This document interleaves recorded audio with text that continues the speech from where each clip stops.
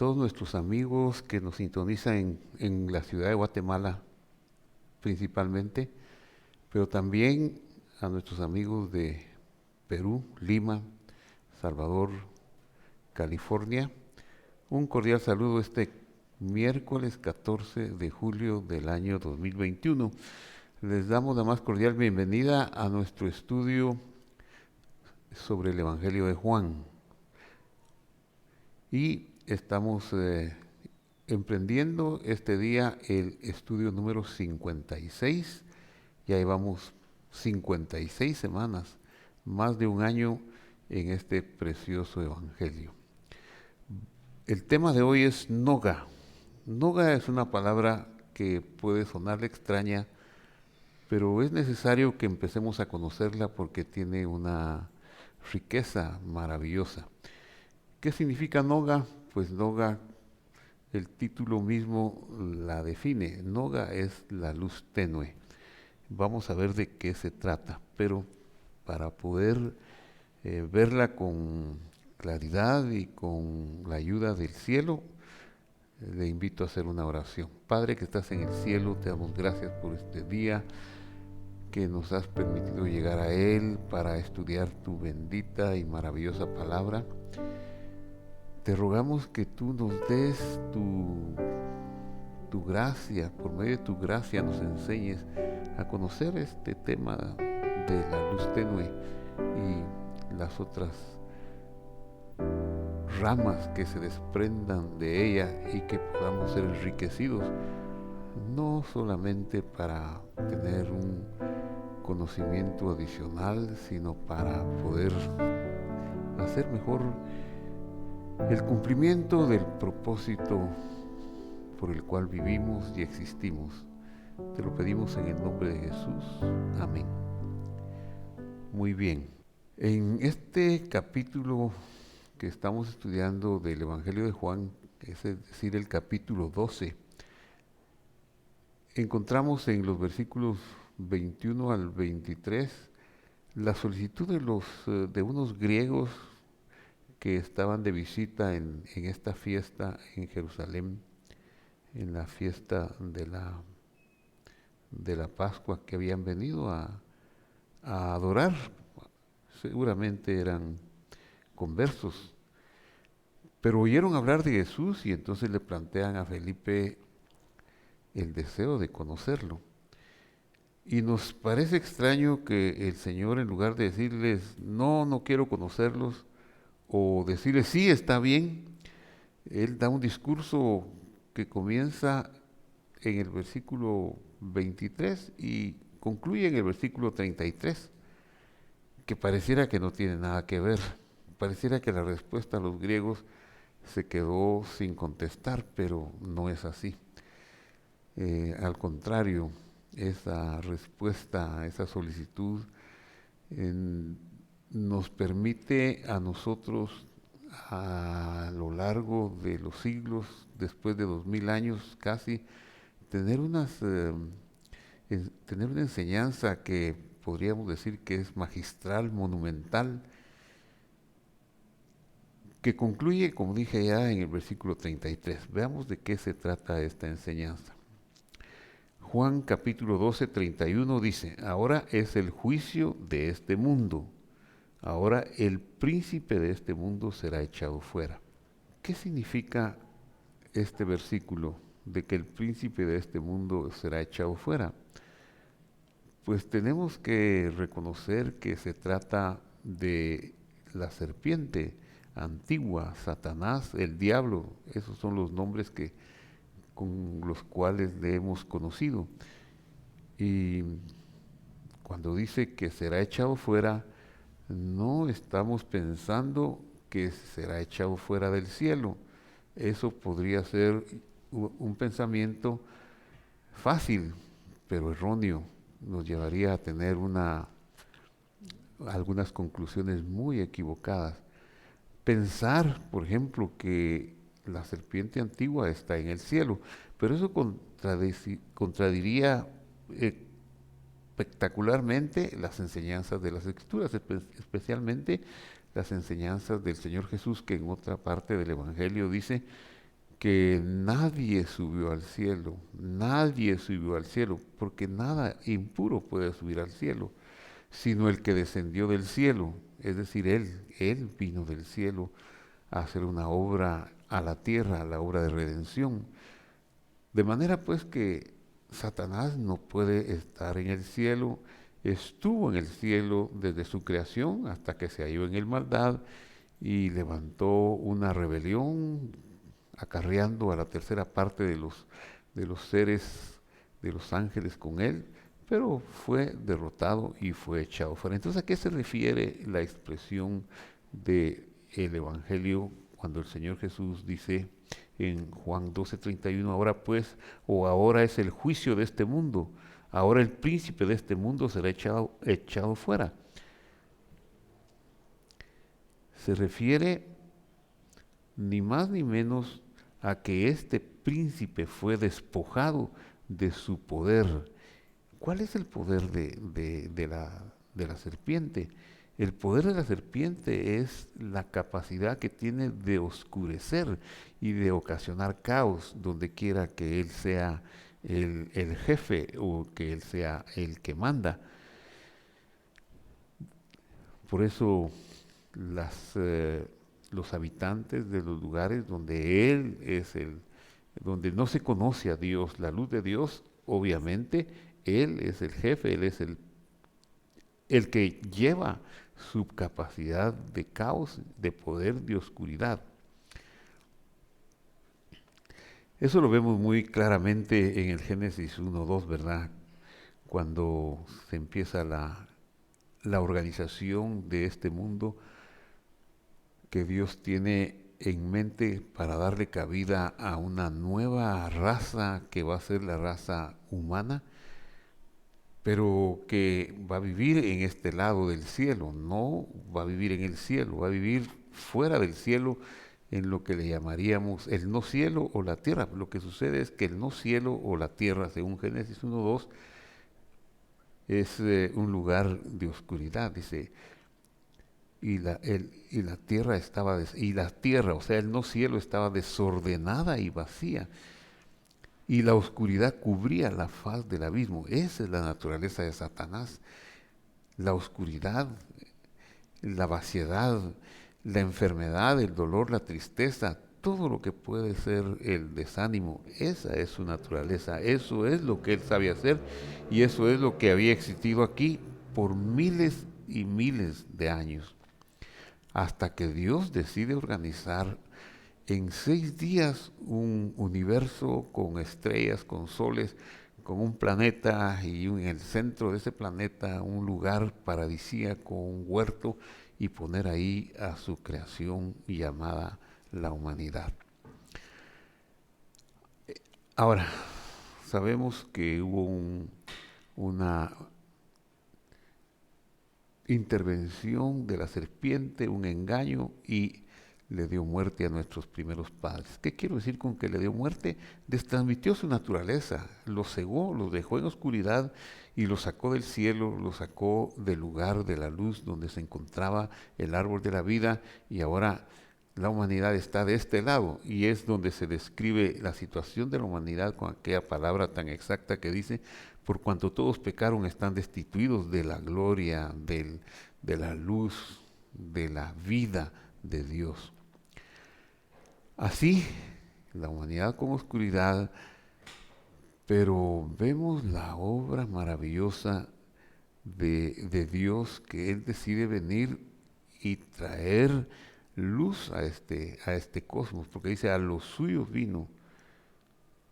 Y dice también, de tal manera amó Dios al cosmos, al mundo, que vino, a darle su amor. Entonces, eso es un proceso que ha llevado miles de años. Y veamos algunas fases de ese proceso. Por ejemplo, veamos cómo lo dijo, cómo lo vio el profeta Isaías. Isaías 61 dice de esta manera: levántate, resplandece, porque ha venido tu luz y la gloria del Señor ha nacido sobre ti. Vemos esta profecía que hay una esperanza de un resplandor y de una luz que ha venido. ¿Qué significa? Veámoslo con mayor detenimiento. Isaías 61 lo que está diciendo es: incorpórate y ten luz. Eso es lo que dice, es un imperativo. Ten luz o brilla. Y la palabra utilizada aquí es la palabra or. Es una de las palabras hebreas para la palabra luz. Or. Ten luz. Y la construcción es una construcción verbal que nos indica el imperativo. Orí, dice ahí. Orí es un imperativo. Ten luz. Y luego vemos que continúa diciendo la profecía. Isaías continúa y dice: porque ha venido tu luz. Orej, orej, tu luz. Eso ya es un sustantivo. Ten luz, ordena que tenga luz, porque ha venido tu luz. Sigamos desentrañando este misterio. Y dice, y continúa el profeta diciendo en el versículo 1 del capítulo 60, y la gloria del Señor ha nacido sobre ti. Y aquí tenemos que recordar lo que hemos hablado sobre la palabra gloria. La palabra gloria es vuelta a mencionar y es una palabra clave. Está como sustantivo, kevod, kevod. Incorpórate y bríate en luz, porque el peso, o sea, el kevod o el kabod del Señor resplandecerá o amanecerá sobre ti. Es decir, kabod hemos explicado que es el peso, lo más importante es la magnificación del Señor, y es como alcanzar el clima.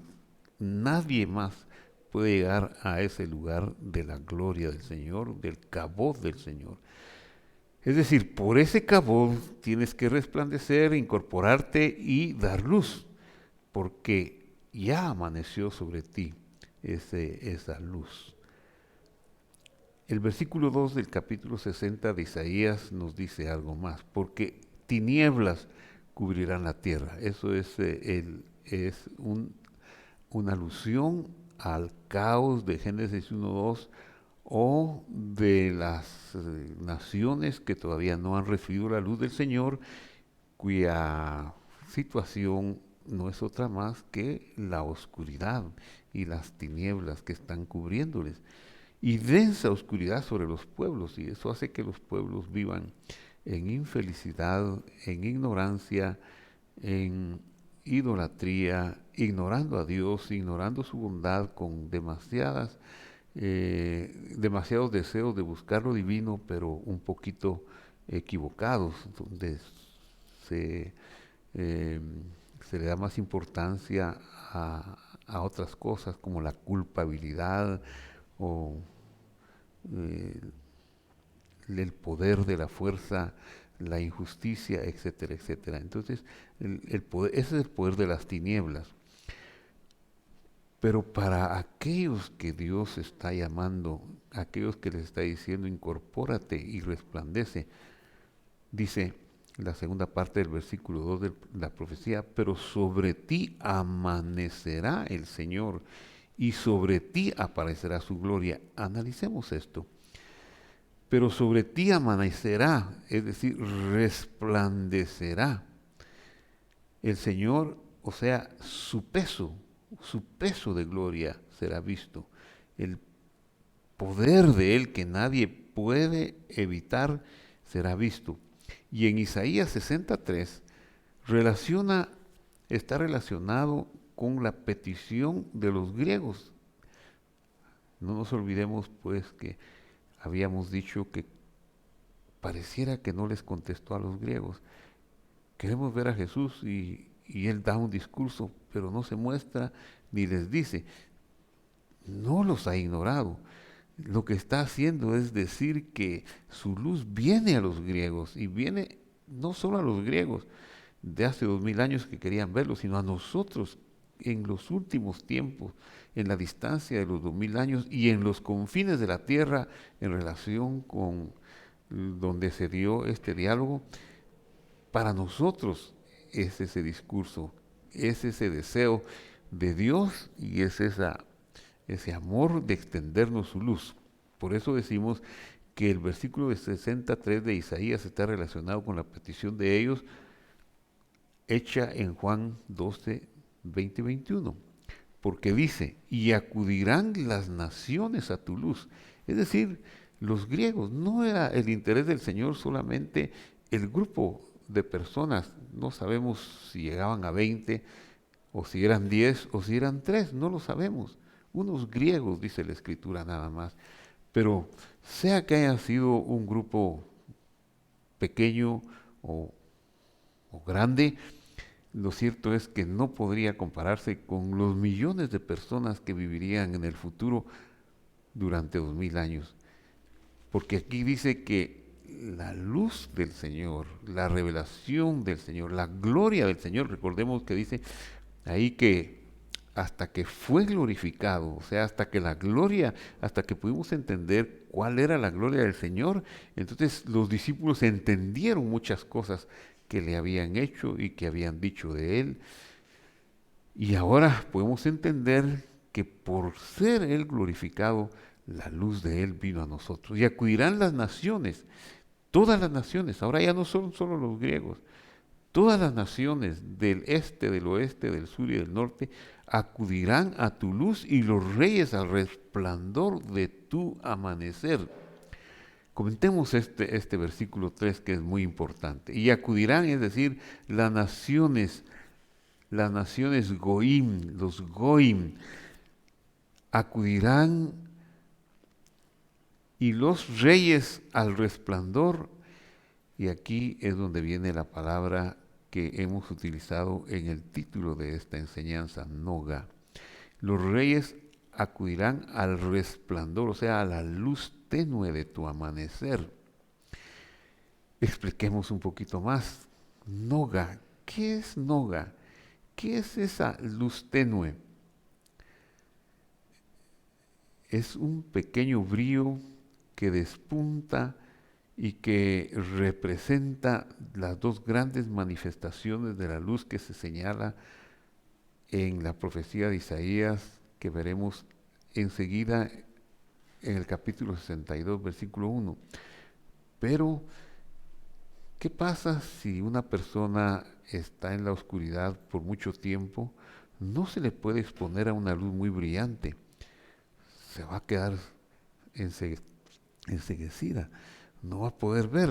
No podemos ver ni siquiera el sol directamente. Pues una luz espiritual como es la luz de Dios que dice que Él habita en luz inmarcesible, no podríamos verlo. Nosotros seríamos muertos con la luz de Dios. Nos destruiría la potencia de su luz, de su luz que implica pureza, sanidad, santidad. Seríamos destruidos.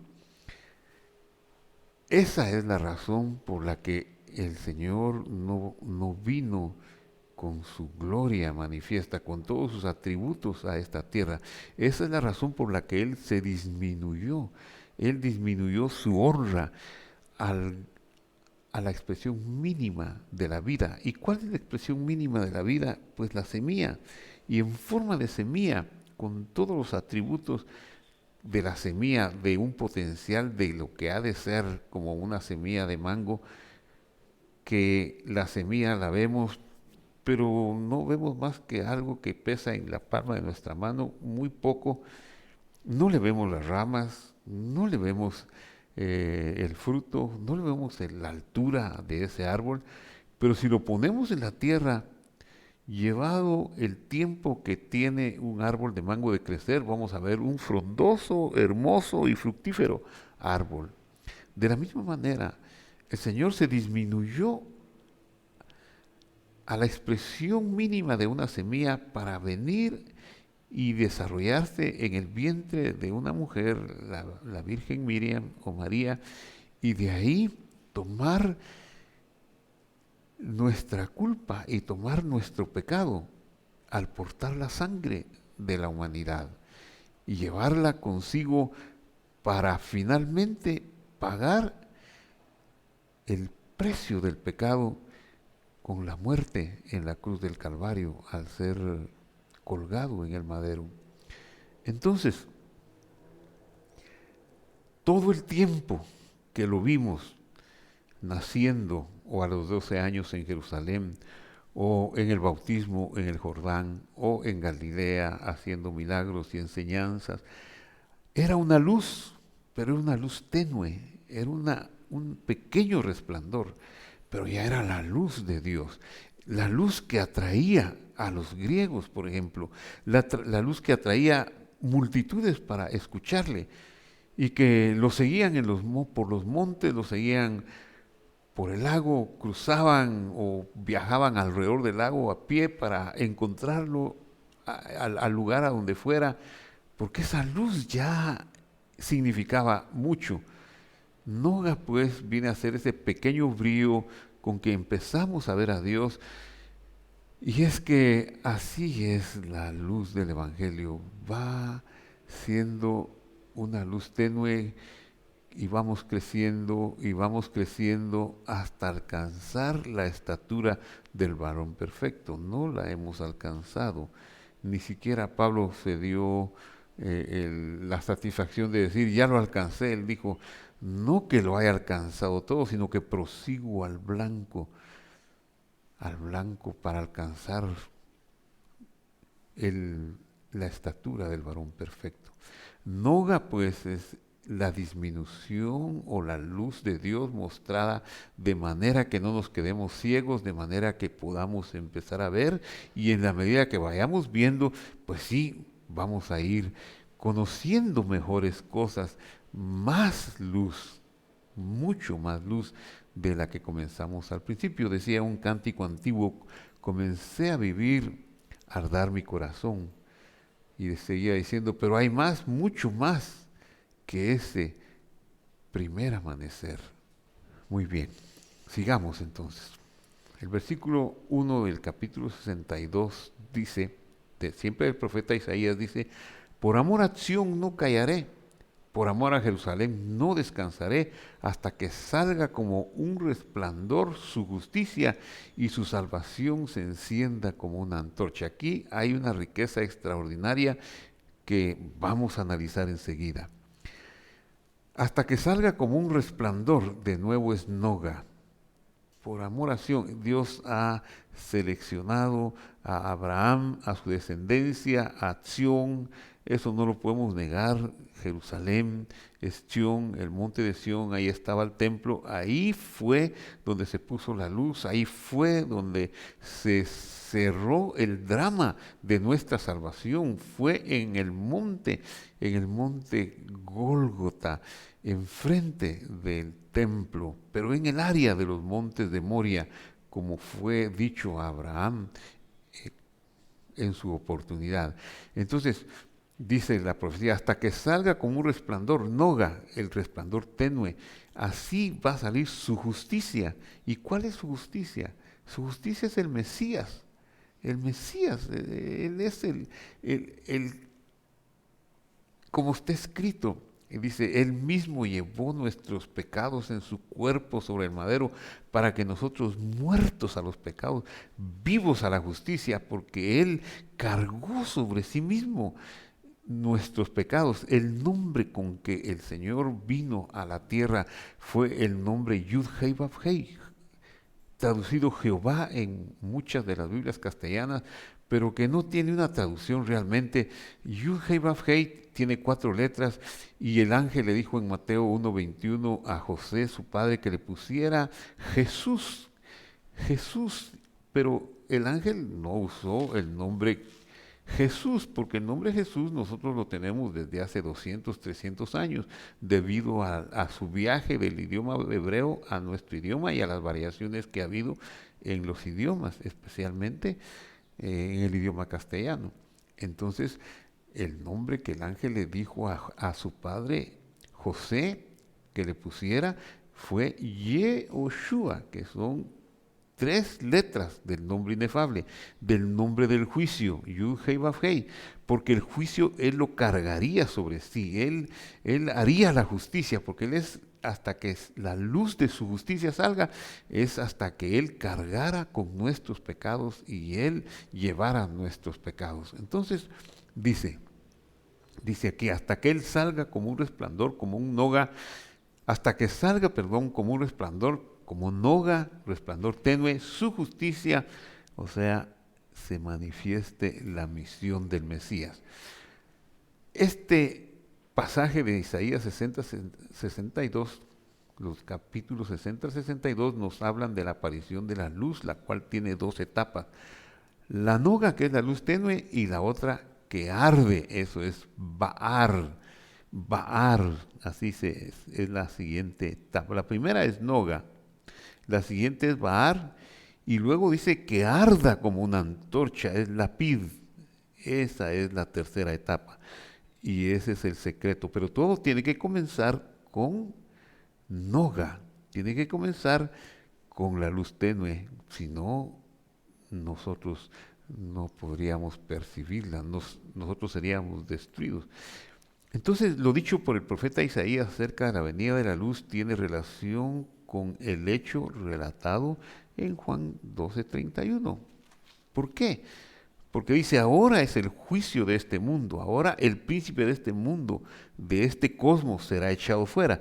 No fuera del pasado remoto, cuando fue derrotado por Miguel y fue echado del cielo. No, lo maravilloso es que esta luz, aunque sea tenue, aunque sea en comienzo, aunque sea que nosotros apenas estamos abriendo los ojos y estamos despojándonos de una serie de oscuridad y de tinieblas que tenemos en contra de Dios, de conceptos erróneos en contra de Dios que hemos ido votando a lo largo del tiempo, quitando acusaciones contra Él, contra Dios, y viendo que su amor es perfecto, que Él quiere darnos a conocer el esplendor de su gloria, que Él no tiene ninguna intención malévola, ni de opresión, y mucho menos interés en nosotros, porque no le podemos dar nada a Él.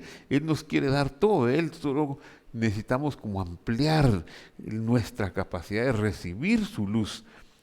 Entonces, lo maravilloso es que la luz, aunque sea tenue, o sea, noga, la luz inicial, noga, tiene la capacidad de echar fuera a Satanás. Ya con esos pequeños destellos de luz lo podemos echar fuera, sacarlo de nuestra vida, hacerle resistencia y no dejarnos arrastrar ni por sus insinuaciones, por sus tentaciones, ni por sus sugerencias o acusaciones que siempre hará contra Dios. Con que Dios os ha dicho, de ningún árbol del huerto podéis comer. No, lo que pasa es que Dios sabe que ustedes se volverán Elohim como Él.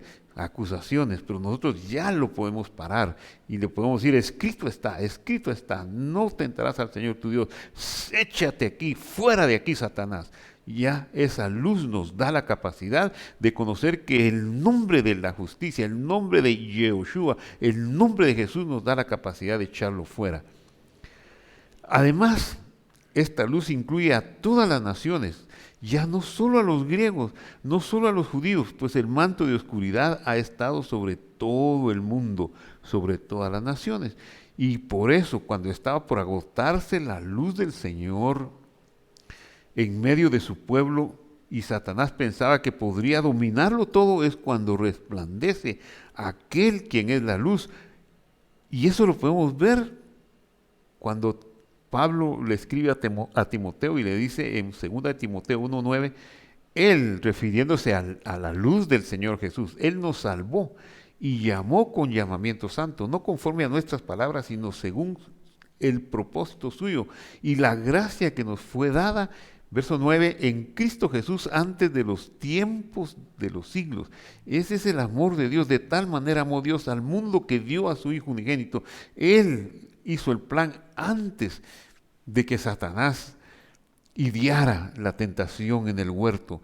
Él ya tenía la respuesta porque había decidido salvarnos. Había decidido que Satanás no iba a poseer el cosmos que él habría de organizar, ni habría de ser derrotado. Satanás tiene un juicio final. Nosotros quisiéramos que ya estuviera todo acabado, pero por razones que yo no entiendo, la justicia divina ha destinado que ese juicio sea con la segunda venida del Señor a la tierra y la consumación de todos los juicios, y así sea la serpiente echada en el lago de fuego. Entonces, segunda Timoteo 1:9 continúa diciendo, y la gracia que nos fue dada en Cristo Jesús antes de los tiempos de los siglos, pero que ahora ha sido manifestada por la aparición de nuestro Salvador Jesucristo, el cual quitó la muerte y sacó a luz la vida.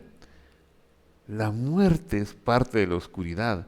La vida estaba en estos pueblos, en este lado de la existencia, en este no cielo, cubría la vida, pero Él sacó a luz la vida y la inmortalidad por medio del Evangelio, por medio de su amor y su muerte expiatoria en la cruz. Y entonces continúa diciendo el versículo 32 en Juan 12, el Señor Jesús, y yo, cuando sea levantado de la tierra, a todos atraeré a mí mismo. ¿Qué está diciendo aquí? ¿Qué está diciendo con a todos? Quiere decir a cualquiera, sin acepción de personas, atraeré a mí mismo. A cualquiera significa griegos y judíos. Pues en el contexto histórico que se dio este diálogo y este capítulo 12 de Juan, estaba por un lado la situación de la solicitud de los griegos que pidieron verlo, pero ahora ya no existe esa distinción. En ese tiempo eran judíos y griegos. Los griegos le llamaban, bueno, leo primero Gálatas 3:28 y luego les digo cuál era la posición de los griegos. Ya no hay judío ni griego, no hay esclavo ni libre, no hay hombre ni mujer, porque todos vosotros sois uno en Cristo Jesús. Esa es la luz del Evangelio. En ese momento histórico que fueron dichas estas palabras, estaban los dos pueblos, griegos y judíos. Los griegos veían a los demás pueblos del mundo como unos bárbaros. Y los judíos veían como goim, como un desprecio bárbaro. Hasta la fecha algunos puede ser que así lo hagan. ¿Y qué es eso de goim? Son idólatras, impuros, inmundos, hasta mucho más podríamos decir de otros términos peyorativos, pero no vamos a continuarlo, no lo vamos a decir. Es interesantísimo que estos dos pueblos que se creían exclusivos, unos pues a otros los llamaban bárbaros y otros a otros impuros, también estaban bajo el yugo, bajo la oscuridad de Satanás. A la hora de salvación no hay diferencia, sino solo la diferencia que trae la luz del Señor. Por eso, en Juan 12:32, cuando dice, y yo cuando sea levantado de la tierra, todos, es decir, a cualquiera de los pueblos bárbaros, goim, donde quiera que estén en el norte y el sur, sin acepción de personas y sin excepción, atraeré a mí mismo. Es la respuesta, esta es la respuesta a los griegos. Ahí está, no es que él haya obviado o escondido la respuesta. Aquí la saca a luz y les da una claridad de respuesta, pero no a los 20 griegos o a los 10 griegos que estaban ahí, sino a los 7,000 millones de personas que hay sobre la tierra en este año 2021, o más de 7,000 millones, los que sean. Ahí está, a todos, es para todos la luz tenue, que todos deben saber que yo di mi vida, que yo pagué el precio y que hay salvación para cualquiera. ¿Qué significa entonces? ¿Y cuándo sucederá? No es otra cosa que la promesa que Dios le hizo a Abraham cuando le dijo en Génesis 12:3, y serán benditas su mejor traducción sería injertadas, y serán adoptadas o injertadas en ti todas las familias de la tierra. Todas las familias de la tierra. En ese momento, es en este momento que revela cómo se cumpliría esa promesa antiquísima y milenaria hecha a Abraham. ¿Cómo se va a cumplir? El verso 33 lo dice. Esto decía dando a entender de qué muerte habría de morir. ¡Qué palabra! Ese es el Evangelio. Juan 12, 32 y 33 es un modismo que nos dice claramente que moriría colgado o crucificado en un madero.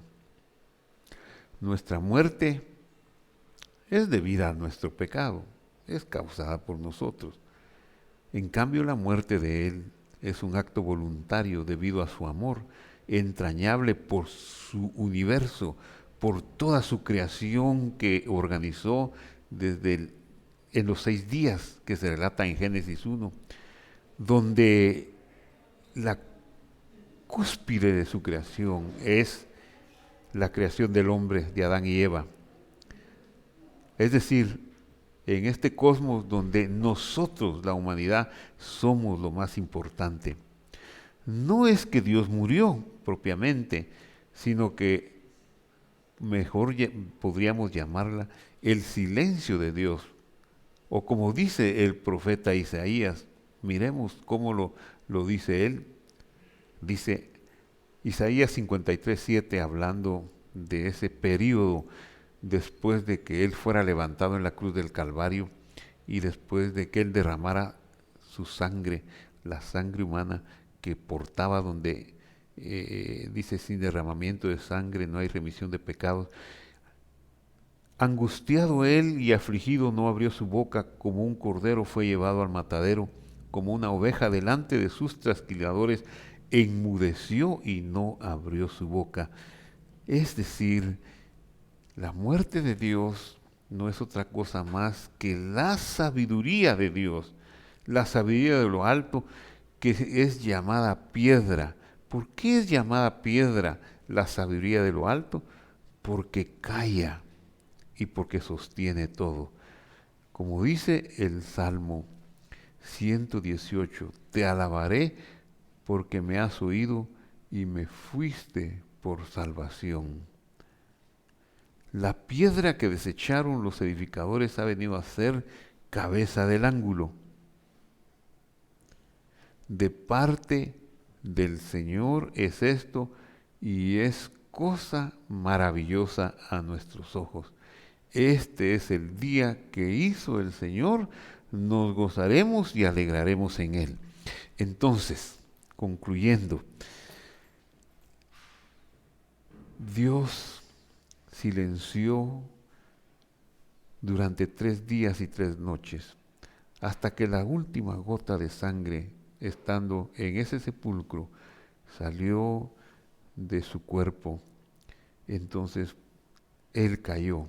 Y hay un salmo que dice, la alabanza cayó, la sabiduría cayó. Los ángeles en el cielo estaban impedidos de venir e intervenir en esta máxima expresión de la disminución de la honra divina. Así quedó escrito y eso habría que respetarse. Pero cuando ya no había ni una gota de sangre, cuando había ya pagado el precio de la culpa de la humanidad, entonces su vida indestructible en su cuerpo, ya sin sangre humana, volvió a surgir y se dio la resurrección. Y ahora una resurrección para llevar salvación a la humanidad. Ahora su nombre cambiaría para llamarse Yehoshua. Y se puede decir de él, a partir de su resurrección, que no hay otro nombre dado a los hombres debajo del cielo por medio del cual podamos ser salvos. Se puede decir ahora en el nombre de Jesús, Yud Hei Vav Hei, con las letras del verbo Yashá o Yeshua, el sustantivo Yeshua, que es salvación. Ahora es ese nombre, el Señor es salvación, y retoma su vida inmortal, vuelve a su trono sin fallar una coma, una tilde de todo el plan de redención, y así podemos nosotros alabarle y cantarle y darle gracias a la luz tenue que nos ilumina para ir caminando de gloria en gloria y de victoria en victoria. Y un día podremos ver más luz, podremos verle como Él es. Ahorita no podemos verle todavía. Todavía tenemos dos limitaciones: un cuerpo que es mortal y un cuerpo también que es corruptible. Y esa es la razón que nos impide ver más luz. Pero la noga, la luz que tenemos ya, nos permite enfrentar a Satanás y tener éxito en esta vida, un éxito que nos permita servirle, adorarle y compartir estas noticias con todas las naciones, como dijo el profeta y como dice las Sagradas Escrituras. Bendito sea su nombre. Vamos a terminar con una oración y con un saludo a todos nuestros amigos en la ciudad de Guatemala que han escuchado este mensaje, en California, en El Salvador, también en Perú, donde tenemos una buena cantidad de amigos que reportan continuamente y escuchan estos estudios. Padre que estás en el cielo, bendito seas tú que nos diste la luz, Señor. Y no nos la diste para enceguecernos, sino comenzaste con la luz tenue para ir como la senda de la aurora. Así dijiste que era nuestra senda, que iría en aumento hasta que el día sea perfecto. Nos vamos acostumbrando a ver cada vez más luz y un día nos cambiará la naturaleza para que deje de ser corruptible y mortal para verte como tú eres. Qué glorioso será ese día, lo anhelamos, pero anhelamos también estar aquí y echar la oscuridad de nuestros medios, de nuestros lados, de nuestro entorno, porque el príncipe de este mundo ya fue echado fuera y tenemos la capacidad y el poder para echarlo fuera, y lo hacemos con toda tu autoridad. En tu nombre lo echamos fuera. Gracias, Señor. En el nombre de Jesús, amén. Gracias por compartir con nosotros este tiempo. Le invitamos a volver a sintonizarnos el próximo domingo por la mañana, a las 9 de la mañana y a las 10:30, pero también el próximo miércoles con un estudio similar. Mientras tanto, que Dios nos bendiga a todos y que su luz nos siga iluminando. Hasta la vista.